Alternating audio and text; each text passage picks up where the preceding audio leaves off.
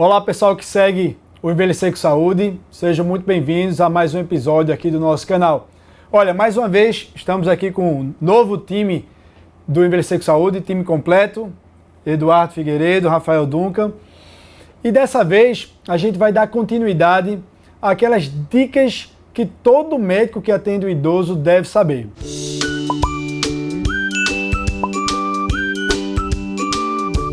No episódio anterior, a gente comentou sobre a importância de estabelecer os objetivos do cuidado o quanto antes com o paciente e com a família. E nesse segundo episódio nós iremos comentar a segunda dica daquelas 10 que eu já postei, já divulguei aqui nas nossas redes sociais há algum tempo atrás. Então, vamos lá? Prontos? Vamos lá? E aí, vou ler aqui na íntegra o que nós colocamos algumas semanas atrás sobre as dicas que todo médico deveria saber. Então, a segunda dica, que é a que a gente vai falar sobre hoje, é a seguinte: jamais tome decisões, ou seja, fazer ou não exame, procedimento, cirurgia ou algum medicamento, baseado apenas na idade cronológica. A idade avançada por si só, exclusivamente a idade avançada por si só, não contraindica nada. Por outro lado, não solicite testes de rastreios, como mamografia, colonoscopia, dosagem de PSA, sem antes considerar expectativa de vida e riscos relacionados ao diagnóstico e tratamento. Então, essa é uma dica fundamental, né? É um tema do dia a dia, Daniel. E se você pensar na frase e dividir ela em dois, você vai ver que aparentemente ela pode ser contraditória. Mas, na verdade, não, elas são complementares. Entenda bem, no primeiro pedaço da dica, ele fala, você não tem que levar em consideração a idade do paciente para determinar apenas a idade para determinar as suas escolhas. E, ao mesmo tempo, na segunda, você tem que ver, poxa, eu tenho que levar em consideração a expectativa de vida do meu paciente. Então, ao mesmo tempo que a idade não influencia, ela tem uma importância na sua decisão. Então, aí vem outras coisas que a gente tem que avaliar. E aí, importante a gente já introduzir aqui para o pessoal o conceito de idade cronológica e idade biológica, que são duas coisas diferentes que a gente tem que saber diferenciar essas duas coisas para a gente tomar as decisões de forma mais apropriada, né? E cada vez é mais difícil a gente identificar a idade de um paciente somente olhando para ele. Isso não, eu estou falando isso porque eu sou geriatra, nada disso não. Qualquer pessoa consegue perceber isso muito fácil. Hoje em dia a gente, poxa vida, como essa pessoa está com a cara mais jovem, né? As pessoas hoje se cuidam mais, as pessoas vivem mais. Então, cada vez mais é difícil você identificar a idade de uma pessoa e dizer exatamente qual é isso aí, algumas coisas eu gosto sempre de dizer para os alunos, para os pacientes, para os familiares, que é o seguinte: a idade é muito mais do que apenas um número. Isso. Né? A idade cronológica, que é o quanto que realmente o paciente tem ali de idade, diz muito pouco para a gente sobre quem é aquele paciente. Né? Isso porque a gente está cansado de ver pessoas com, sei lá, mais de 80 anos, 85 anos de idade, parecendo ter muito mais saúde, parecendo e realmente tendo mais saúde do que outras pessoas mais jovens, com seus 65, 70 anos de idade. Então isso é muito importante, a gente ter essa clara noção de diferença, né? Acho que a questão também dos fatores que influenciaram ao que o indivíduo foi exposto ao longo da vida, né? A gente estava mostrando aqui no início uma foto de um caso clássico que foi publicado numa grande revista internacional e não é difícil se encontrar na internet. Você bota o motorista que envelheceu de forma diferente. É um motorista, a história do motorista americano que ao longo de 28 anos trabalhando numa mesma estrada, você notoriamente vê a sua face e o lado esquerdo completamente envelhecido pela exposição a raios ultravioletas e o lado direito a idade dele que seria esperada para o rosto de 69 anos, que é a idade dele. Então é uma coisa assim, como a gente vê como influencia os fatores externos nesse momento também de fragilidade do idoso que vai submeter que vai desempenhar algum tipo de exame ou avaliação clínica. Então, assim, é muito importante a gente também frisar que o envelhecimento, né, é um processo complexo e muito heterogêneo. Né? A trajetória de vida de envelhecimento de uma pessoa é muito diferente, pode ser muito diferente da de outra pessoa. Né? Cada um de nós envelhecemos numa velocidade peculiar. Isso. né? E geneticamente a gente é influenciado por isso, a gente é influenciado por fatores externos, como o Eduardo falou, e pelo modo de vida, né? E isso tudo a gente tem que levar em consideração. E aí ter essa clara noção de que a idade cronológica é uma coisa, a idade biológica, que é a idade que realmente o paciente tem, não apenas o número, né? É muito importante. E isso, todos os profissionais que lidam com pacientes idosos precisam ter essa noção muito clara. Porque várias vezes eu vejo, enfim, alguns colegas de outras especialidades que ainda não têm essa noção, dizer, não vamos operar, não vamos solicitar esse exame porque o paciente já tem 75 anos de idade. Eu escuto demais. É muito velhinho, muito vozinho, já viveu a vida grande, já teve... Não, então a gente... 75 anos de idade a gente não vai operar, não vai fazer... Ou até mais, 85, né? 90, não, 8. E quando, na verdade, a gente vê que, bom, o paciente que tem 75 anos, dependendo de como foi esse paciente, ele pode ter uma saúde boa, ele ser um idoso robusto, né, com saúde boa, ele ter condições de ser submetido a esse exame ou esse procedimento cirúrgico e se sair bem, né? Ao passo que um outro paciente com idade menos avançada pode ter desfechos bem negativos se for submetido a esse mesmo exame, esse mesmo procedimento. Daí eu acho que é a grande importância da gente conseguir identificar esse paciente. Eu acho que aí onde é o principal ponto, inclusive é o motivo dessa dica existir e o motivo desse episódio, é a gente ter a noção de que a identificação de um paciente que ele vai estar mais suscetível a eventos adversos diante de alguma decisão nossa, ele vai se beneficiar desse nosso achado, né? Então, a gente precisa identificar esse paciente. Identificar quem é o paciente frágil, né? Então, todo médico que lida com o idoso precisa ter uma noção de como identificar quem é o idoso frágil, né? E o que seria fragilidade, então?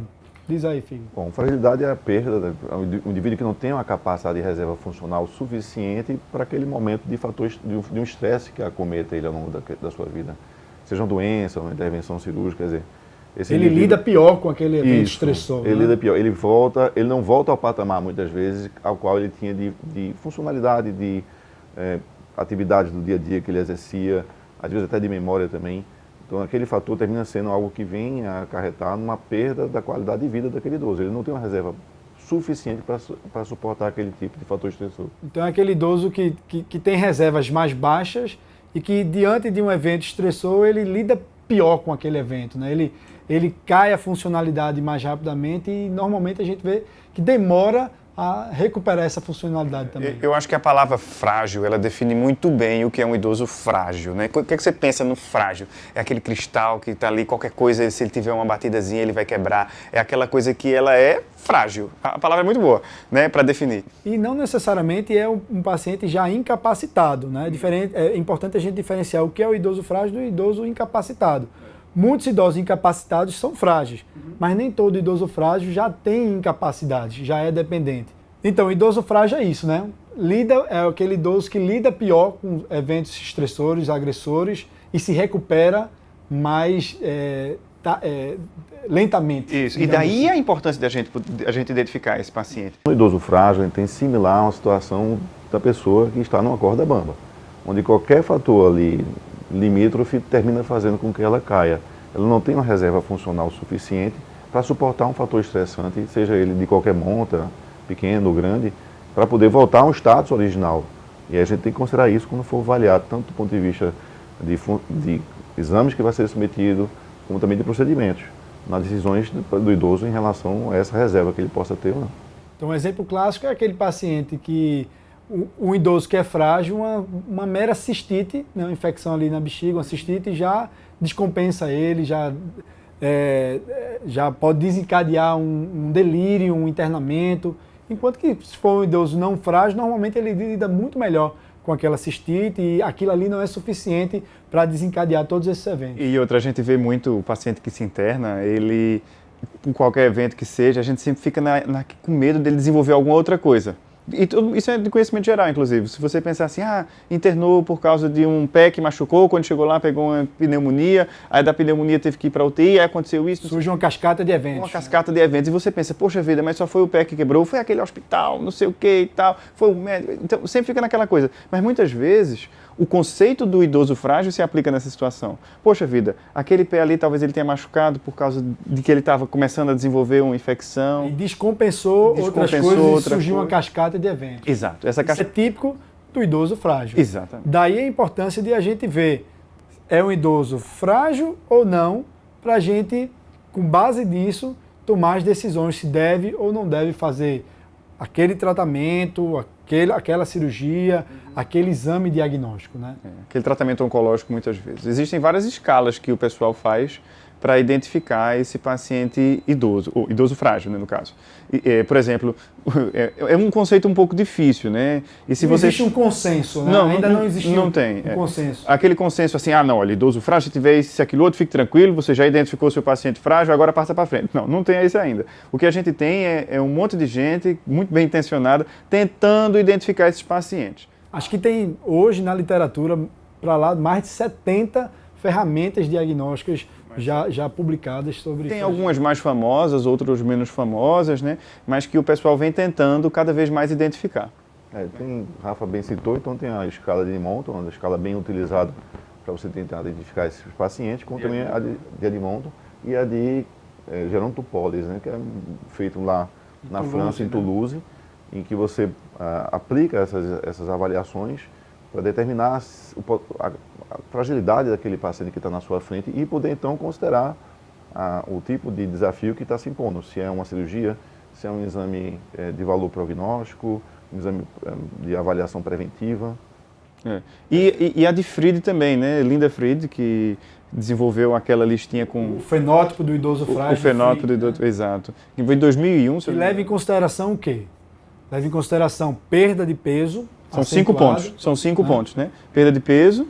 Sensação de exaustão, redução da força muscular, né? Diminuição do gasto energético. Velocidade da marcha. Velocidade da marcha. São dados, informações a serem analisados se o paciente tem isso, ele é categorizado como frágil, ou pré-frágil, ou normal. Então é importante a gente identificar quem é o idoso frágil e quem não é frágil, porque o idoso que é frágil, a gente vai ter maior cautela na hora de indicar determinado tratamento ou intervenção, porque esse idoso frágil, ele tem maior risco de, com esses tratamentos, esses métodos diagnósticos, ter um desfecho desfavorável, uma complicação, né? Então, apesar de existirem todas essas escalas, não há um consenso, como a gente disse, né?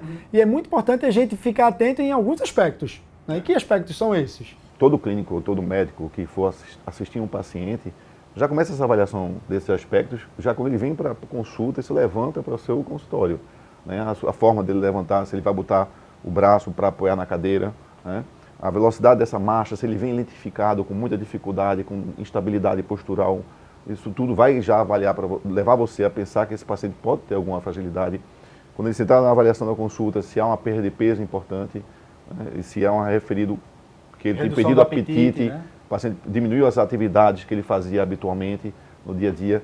Esse apetite diminuído também é muito importante para você considerar na fragilidade. Se ele está mais dependente de outras pessoas para as atividades do dia a dia. A própria sensação de exaustão, que ele me fadiga. O aperto de mão, às vezes um simples aperto de mão já na entrada do consultório já vai dar indícios a você de que aquele paciente já não está com aperto de mão adequado. O dinamômetro do médico, né? Na mão do médico. Se é um paciente que está com dificuldade de locomoção, caindo com frequência. Perfeito. Né? Enfim. Queda no último ano é uma pergunta muito importante, né? Isso. E se ele tem algum grau de comprometimento cognitivo, né? Um paciente que tem comprometimento cognitivo, habitualmente ele tem já algum grau de fragilidade. As escalas são importantes, mas muitas vezes na prática do dia a dia, essa sensação, esse momento que você tem com o paciente. O feeling, né? O feeling, o de você tem a literatura ao seu redor dando arcabouço para aquilo. E você vai captando esses pequenos momentos de fragilidade que ele já lhe apresenta dentro do que a gente citou, é fundamental. E isso não é baseado no que a gente acha, não. Isso, de fato, tem estudo mostrando que o feeling do médico é muito compatível com o diagnóstico das escalas. A sensação que a gente tem quando observa um paciente, esse paciente aqui eu acho que ele é mais frágil, você está vendo por isso, por aquilo outro que já foi falado, esse paciente é mais frágil. Ok. Então, muito importante a gente definir isso, né? Definir se o paciente é ou não frágil, independente da idade cronológica. Isso porque, para a gente evitar o que nós chamamos de overtreatment ou supertratamento, ou over-diagnose, ou sobre-diagnóstico, e o under-treatment, ou subtratamento. Né? Isso é muito comum e cabe muito no que a gente está falando aqui. Né? Então, o over-treatment seria o quê? A gente fazer medidas desproporcionais frente ao estágio de vida daquele paciente, tentando trazer um benefício que talvez esse benefício não chegue. Não é? A gente está dentro de uma situação que demanda um tratamento e você acha que aquilo ali vai trazer um benefício maior. Por exemplo, um paciente que tem um paciente frágil, a gente já identificou que ele é frágil, e ele tem um câncer de que a gente talvez possa tratar com alguma quimioterapia. Talvez a gente possa oferecer uma cirurgia para aquele câncer. Só que aquele paciente já é mais frágil, ele já tem uma expectativa de vida que na nossa estimativa ela é menor, e a gente vai e propõe a ele uma cirurgia curativa possível, que a gente vai tirar ali toda uma parte de um órgão, que a gente vai fazer uma cirurgia. Acaba não resistindo àquilo. E a cirurgia às vezes tem complicações e acaba acelerando Exato. o óbito. Exato. Né? E termina que aquilo que a gente achou que era... Ele morre da cura. Então esse é o Ele morre da cura. Né, que é muito comum quando se faz tratamentos, intervenções no idoso frágil, sem considerar essa fragilidade previamente. E o undertreatment é o outro lado da moeda. E o contrário é verdade. Aquele paciente em que o médico, tem 70 anos, eu vou deixar de fazer esse tratamento, para que eu vou pedir esse exame? Quando, na verdade, ele não era frágil, ele poderia ter se beneficiado daquele tratamento, daquele exame, e deixou de ser apenas porque o médico julgou que ele não seria capaz, apenas levando em consideração a idade cronológica. Exato. Esse é o undertreatment. A gente está falando muito do médico tomando essa decisão, mas muitas vezes essa decisão é compartilhada, né? E leva em consideração o episódio anterior, quem assistiu. A decisão deve ser compartilhada. A decisão é compartilhada, né? E não só a questão cirúrgica, nem vai também medicamentosa. Às vezes você tem paciente que tem indicação de iniciar a medicação para a dislipidemia, por exemplo, mesmo numa faixa etária mais avançada, e as pessoas não fazem porque já é uma pessoa idosa e que, vamos dizer, tem uma perspectiva de vida limitada, sendo também o contrário encontrado. Então, aí a gente entra no tópico seguinte, né, que a gente falou, jamais solicite rastreios, como mamografia, colonoscopia, dosagem PSA, sem antes considerar a expectativa de vida desse paciente. Né? Isso, eu acho que esse é outro ponto muito crucial e é do nosso dia a dia, né?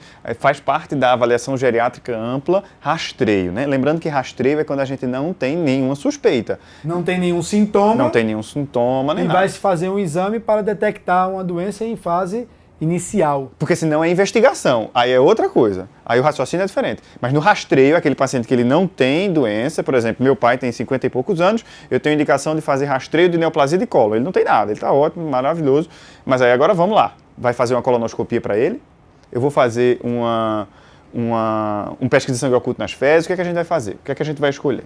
Então, fazer rastreios sem considerar a expectativa de vida é um grande erro, né? Porque a literatura tem nos mostrado que um paciente, por exemplo, que tem uma expectativa de vida curta, abaixo de 10 anos, normalmente é esse intervalo que se coloca na literatura, ele tem muito pouco a ganhar, com, por exemplo, com a dosagem de PSA. Exato. E muito a perder, porque muitas vezes aquele câncer de próstata que ele tem diagnosticado jamais viria a dar problema nele, e foi diagnosticado, gerou uma preocupação para o paciente, um estresse para o paciente, um tratamento talvez mais agressivo, que talvez ele não viesse a suportar, então desencadeia uma cascata de eventos que talvez ele não suportasse. O que a gente está dizendo aqui não é que esse paciente que não passou de determinada idade, ele não vai ter mais câncer, não é isso. Pelo contrário, né? Como o Daniel mesmo falou em outro momento, o paciente que tem uma idade mais avançada, ele tem até mais risco de ter câncer. Só que aquele câncer, ele não vai ser a causa de problemas na vida dele. É aquela história, o paciente vai morrer com o câncer e não do mas câncer. Não do câncer. Exato. Né? E aí, ao você solicitar um método de rastreio para esse paciente que tem uma expectativa de vida baixa, baseado na condição clínica dele, se é um idoso frágil, debilitado, tem várias doenças, provavelmente ele tem uma expectativa de vida curta. E ele não vai ter tempo de vida suficiente para vir a se beneficiar do tratamento daquela condição que foi diagnosticada. Essa é a questão. Né? Do mesmo jeito que o Eduardo falou do negócio do câncer de próstata, isso é muito importante, por exemplo, porque a gente sabe que o câncer de próstata, ele tende a ter uma evolução muito lenta.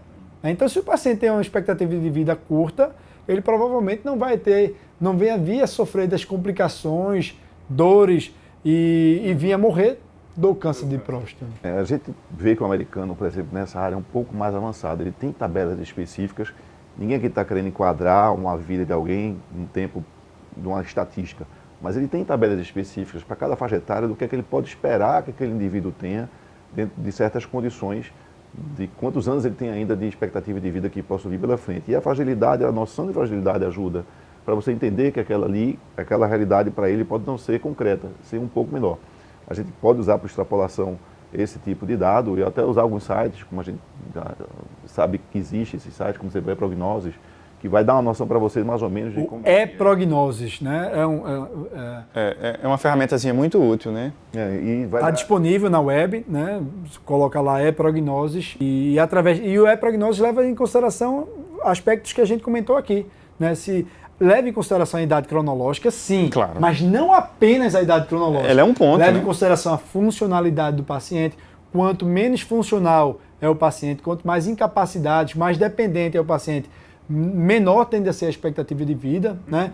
Leva em consideração comorbidades, então aquele paciente que tem várias comorbidades, insuficiência cardíaca, doença renal, doença hepática, ele também tende a ter uma expectativa de vida menor, né? Então tudo isso, aspecto nutricional, então tudo isso leva-se em consideração para se tentar estimar, obviamente que ninguém tem uma bola de cristal, né? Que ninguém vai dizer exatamente quanto tempo de vida tem determinado paciente, mas com analisando essas variáveis, a gente vai ter uma estimativa mais próxima da realidade e da expectativa de vida do Principalmente paciente. Quando a gente está falando de um paciente com fragilidade e multimórbido, né? Porque é diferente quando você tem um paciente com câncer. Existem vários estudos mostrando a expectativa de vida no paciente que tem um câncer, se câncer tem metástase para tal lugar, se tem metástase cerebral, se essa metástase cerebral já teve crise convulsiva, se não teve, se está usando corticoide, não teve. Existem várias tabelas que mostram a expectativa de vida com uma razoável precisão.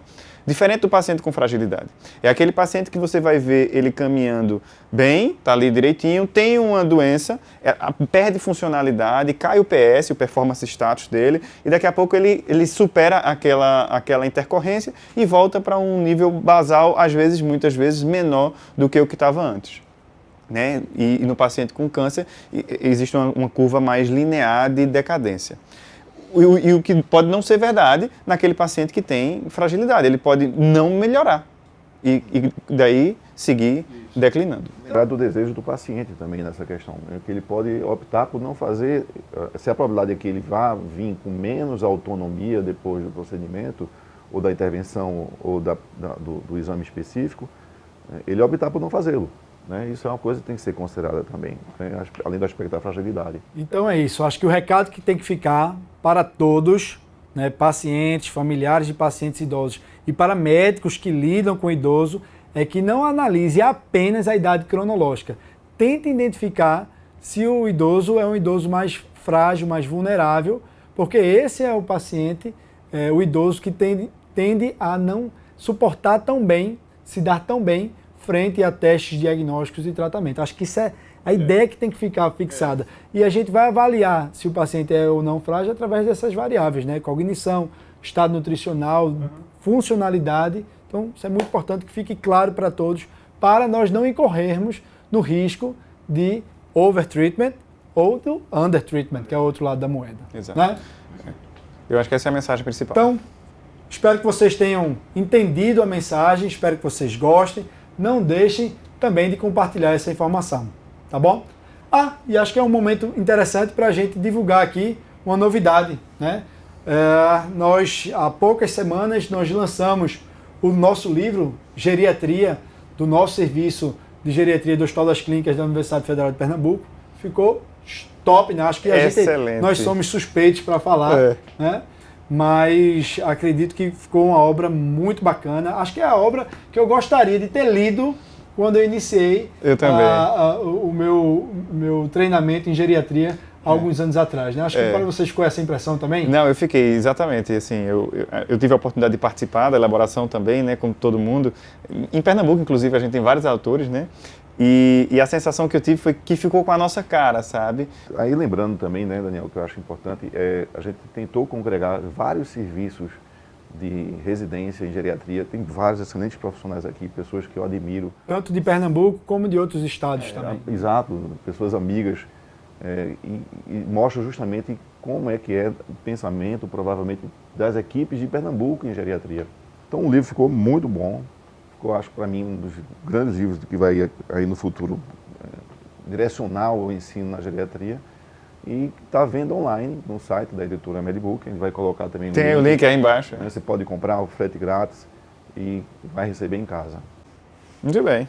Acho que é isso. Espero que vocês gostem. Rumo ao próximo episódio. A gente se vê lá. Valeu, Tchau, tchau. pessoal. Até mais.